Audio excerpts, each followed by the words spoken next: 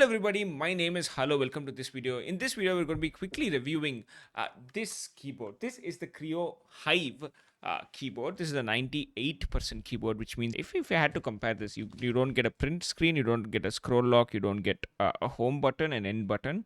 But except that you should have everything. So let's start off with the unboxing experience of this keyboard. This is the box that the Kreo Hive comes in. I must say this is a very well designed box. They also have a fly there for a bit of flair, which I appreciate. This is the manual that the keyboard comes with. It tells you how to control RGB, how to pull keycaps. So these are two stickers that they also give you, one in white, one in black. I don't see anybody using them. This is the USB cable that it comes with. It also comes with two switches that can be replaced along with a keycap puller and a switch puller. This is what the keyboard looks like, and I'm just going to connect it to the power, and this is what the first experience looks like. And I fell in love with the keyboard right here. So it takes a while to boot up, but once it does, it gives you this very nice animation where it flows through all of these colors and then switches to this nice RGB mode, which is something that I really liked the first time I set this keyboard up. Now this keyboard comes at 3,200 rupees. That is the price that I backed this keyboard for, and I think that's the price currently that it is selling for also. Now this is a redesigned keyboard. They call it a redesigned keyboard, and they jacked up the price a bit. What they have redesigned is nothing. They've really just cut corners and changed what used to be a bit more of a funky theme before. Let's talk about the build quality then. I hope you can hear that on camera. If you did, you could say that this is a very sturdy keyboard. You get these inclined things to the side, which locks in place, is very tactile, which again is a huge W for the keyboard. Now, you also get this metal knob to increase your volume. I have some pointers about that. I used a mechanical keyboard before this, which was the Red Gear Shadow blade. That also did have a volume knob. It wasn't metal, it was also tactile, and I really liked that. The only difference between there to here is that this particular knob, in my opinion, has a bit of a resistance. So you can't really freely turn your volume. So there's a bit of an extra step that you need to do, a little bit of an extra force that you have to do, which I do not appreciate. But again, build quality wise, this knob is really good. And that goes to the color of this keyboard as well. I think they've chosen a very nice material. They definitely didn't cheap out on the plastic. Something I don't like is the keycaps. Now, these use a plastic which don't really print the keys properly, and this is maybe you guys don't see the printing in the camera right now, but when it's not connected to any light, it looks fine. Maybe I'd say it even looks good to an extent, but the moment you connect this to an LED, your keycaps turn blurry. And the reason behind that, I'm not exactly sure. They said they redesigned the keyboard, but there was nothing there. What they did redesign, however, is they cheaped out and switched a keyboard which used white, purple, and red to only use white and purple. They think this is a better design, but definitely that's not, at least in my opinion. The red version had a bit more flair, but unfortunately that's something that we cannot get right now. So yeah, they did cheap out on that. Not a big fan. Let's talk about the features of this keyboard. And something that I do appreciate with this keyboard is, even though this is a wired one, they do give you a USB-C cable which you can remove, which is awesome, because if the USB cable breaks, you can always replace it with another one, which is again very useful, because the USB cable they give you out of the box is not braided, which I don't appreciate. But okay, the fact that I can replace it is all right for me. Let's talk about the switches of this keyboard. This keyboard comes in 3 switch varieties. You can either get the Otomo Blue, the Otomo Red, and the Otomo Brown.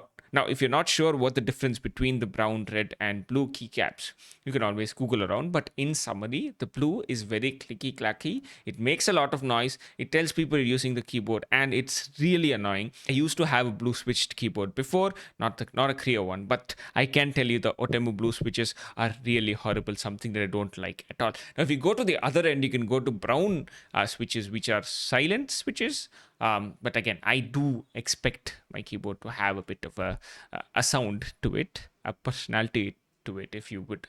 So I chose the red option. I believe that's the best option you can choose if you want a middle ground. So red switches are linear, it's tactile, and I really do like the typing experience of this keyboard. Now, if you're here for how the keyboard sounds, I'm going to give you a very detailed 45 seconds video of me trying to type.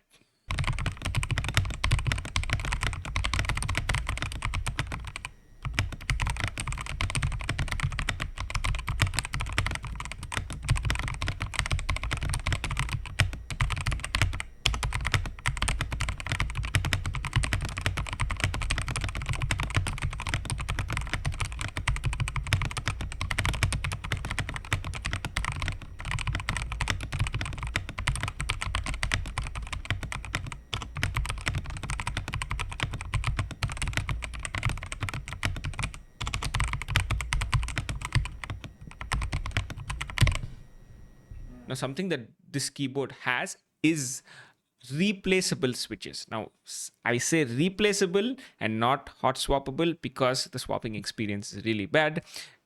It is not made for hot swapping, but if your switch does fail, you can technically replace it with another red switch or another switch of your choice if it is whatever. So let's talk about the software that Kreo provides also. So this is a very basic software which allows you to change colors of the keyboard. It allows you to remap keys, which is very important for me because this particular keyboard does not have a print screen button. If you're somebody who takes screenshots, you know how important that is because you have to hit the print screen button to get screenshots. I had no idea what they were thinking to not include the print screen button.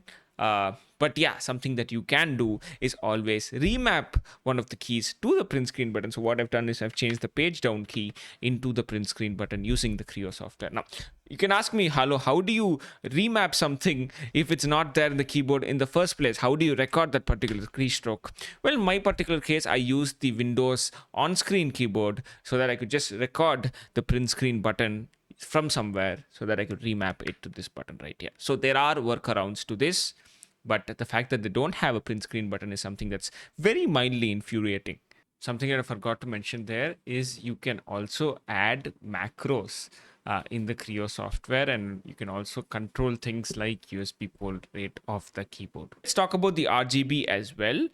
This has very good RGB. The way you change the RGBs, there's a bit of a learning curve, and you have to visit the manual every time so that you don't forget it, at least for the first few times. But the colors are really good. There's a lot of customization that goes on. You can even color your RGBs one by one using the software again. So huge W on that. Now let's talk about the gaming experience. I am a casual gamer who plays Valorant for the most part, and I can say this has been the best keyboard that I've played with yet. Now, if you're someone who uses the arrow keys a lot to play, and I don't see a lot of you doing that, but if you are someone who uses the arrow keys a lot, you're going to have a bit of a hard time switching from a 100% keyboard because it takes a while to get used to this new layout and to get used to the muscle memory. But once you're there, you should be good. So I've been using this keyboard since April, and I would say no complaints so far, and that is the biggest compliment this keyboard can get. It is by far the best keyboard that I've used, and the fact that it has a 400-day warranty is something that I appreciate a lot, even though this might be made in China. Is this keyboard the best keyboard you could buy as 3,200 rupees? I don't know. So if you're looking at mechanical keyboards, you are going to be spending more than 2,000 if you just want to get a mechanical keyboard, a half decent one at that. Everything is China made. Even Kreo is also China made. This is not something that's made in India. It's made in China and shipped from there. Kreo is just a white label product, a white label brand. So all of this, they just put their branding and they sell it to the user. But this is a keyboard of a very good quality. I would add that. And I have used a 2,000 rupee keyboard before, and I've used this, and I can tell you the difference. So if you do want a better typing experience and you don't want to get the entry level mechanical keyboards, you can go for this. Just spend a bit more. One thing I can do is just hope this lasts a long time and this investment is worth it. So just for this removable USB cable, I think you can spend some more money. Well, that concludes our review of the Kreo Hive 98%. I hope this video helped you. It shed light a bit more about things that you are wondering if you want to purchase one of these keyboards. Now, at the end of the day, whether to buy one or not buy one is a personal choice. You to each their own, right? So you might have a different set of expectations on what a keyboard should look like. All I can say is I chose this keyboard, I knew what I was getting into, and I am satisfied with this. So I hope this video provides a bit more context so that you can make a clearer decision. If this video did help you, please hit that like button. It'll support me a long way. Thank you so much for watching. I'll see you in another video. Until then, bye.